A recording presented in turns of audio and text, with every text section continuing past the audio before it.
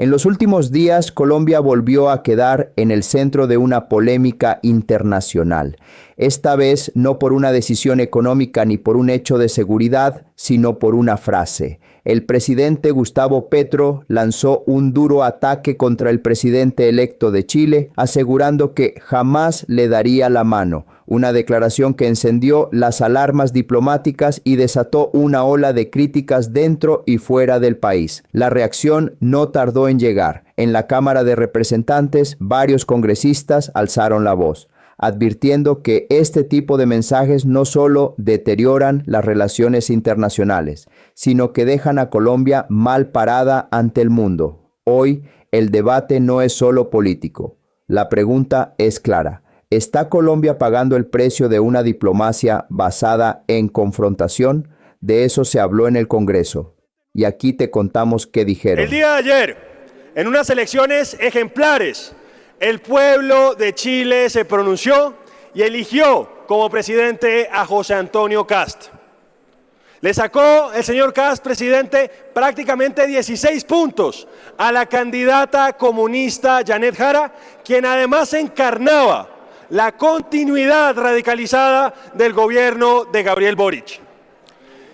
¿Y qué nos encontramos en Colombia, presidente? Que Gustavo Petro, a diferencia de lo que han hecho otros presidentes de izquierda de la región, en lugar de celebrar las justas electorales en Chile y felicitar a quien ganó en democracia, ha salido a maltratarlo y ha salido a tildarlo de nazi y a decir que no le va a dar la mano. Presidente, aquí lo que vemos es que el problema no es que Gustavo Petro sea de izquierda, sino que sencillamente no es un demócrata. Y que si no le gustan los resultados electorales, porque no gana la persona que él quería que ganara, sencillamente los desconoce. Eso no es actitud democrática, presidente, y obviamente abre un interrogante enorme a propósito de cómo va a asumir los resultados del próximo año en Colombia. El señor Petro, por afinidades ideológicas, presidente, está dispuesto a dar al traste con los intereses de Colombia y con las relaciones internacionales de nuestro país. Y el señor Petro, que hoy dice que no le va a dar la mano a Kast, que posiblemente lo más grave que haya hecho es tener una infracción de tránsito, no tiene problema en darle la mano al dictador de Venezuela, Nicolás Maduro, y no tiene problema en intercambiar los sombreros con un paramilitar sangriento como el señor Mancuso. Esa es la falta de coherencia del señor Gustavo Petro. Y cierro con esto, presidente. Yo espero que lo que sucedió en Chile el día de ayer sea un anticipo de la derrota del candidato de la continuidad más extrema y más dogmática de Gustavo Petro, que es Iván Cepeda, quien además militó durante 12 años en el Partido Comunista.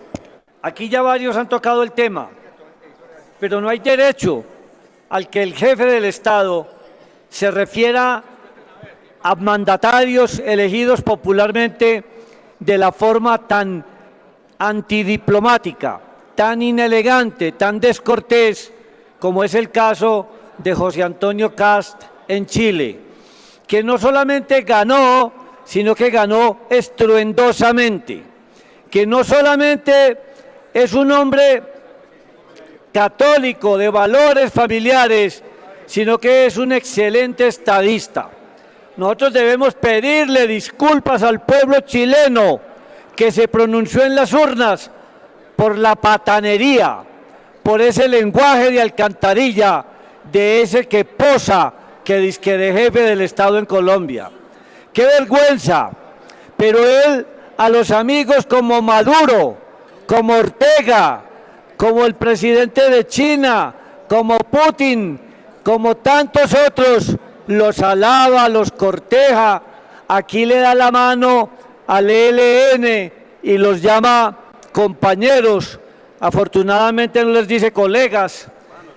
¿Cómo así que esa amistad y ese cariño de trato con Calarcá, con Mordisco en una época, con Iván Márquez, no, y sobre todo con quien ha sido su vocero durante tantos años en el Congreso de Colombia?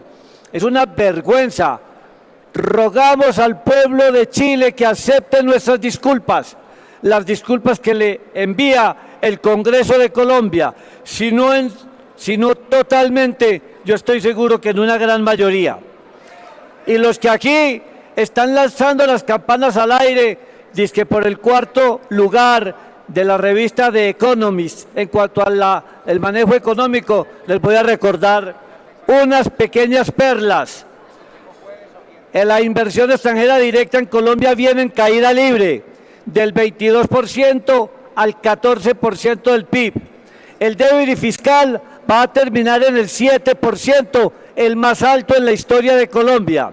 La deuda pública como porcentaje del PIB, 66%, igualmente la más alta. El déficit en la cuenta corriente, el agravamiento del riesgo país, un crecimiento económico bonsai, micro, mínimo, y ese incremento del Producto Interno Bruto que los tiene tan contentos con el 2.6% que se va a terminar este año, se debe al consumo, es un crecimiento por la vía del consumo. ¿Y sabe por qué están consumiendo más en ciertos sectores de Colombia? Por la economía del narcotráfico, por la economía de la minería ilegal. Definitivamente aquí sí es aplicable aquello de que las aves del mismo plumaje vuelan juntas. Gracias, presidente. Gracias, presidente. Son suficientes para señalar la crisis de orden público que vive este país, producto del decreto del paro armado del ELN, entre comillas decreto. Válgame Dios, ya se sienten autoridad y ya se sienten Estado, pero aquí hay que decir que todo eso es atribuible a la política de paz total, que es un fracaso total. ¿Cuánto tiempo dijimos en esta plenaria cuando le iban a otorgar toda esa serie de garantías y ventajas a los grupos armados al margen de la ley?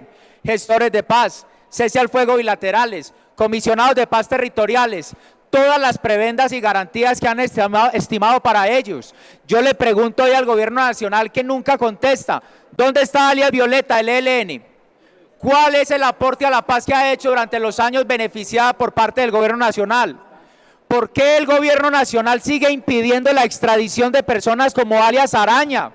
¿Cuál es el fondo de lo que hay aquí? Pero luego se quejan cuando aparecen en la lista Clinton. Pues claro, si el narcotráfico en Colombia y los cabecillas están felices, y mientras el ELN atraviesa y bloquea Colombia con paros armados en toda la geografía de nuestro país, pues qué lindo el presidente de la República llamando nazi al presidente José Antonio Carr, legítimamente elegido en Chile. Si tuviera la misma intensidad que tiene para meterse en los asuntos de otros países, para asumir las tareas del orden público, no estaríamos en esto. Aquí hay una advertencia. Lo que ha pasado en materia de orden público en Colombia ya no es una negligencia, es una complicidad por parte del gobierno nacional. Todo el país sabe, aunque los escándalos aquí están al orden del día y pasa una semana y se van olvidando, que el señor Calarcá de las disidencias estuvo capturado por las autoridades en Antioquia y, oh sorpresa, ¿quién lo liberó? El gobierno nacional. ¿Cuáles son las responsabilidades que tienen sobre eso? ¿Dónde están las responsabilidades de los funcionarios del gobierno nacional, de la dirección de inteligencia, en la presunta connivencia con los grupos armados al margen de la ley?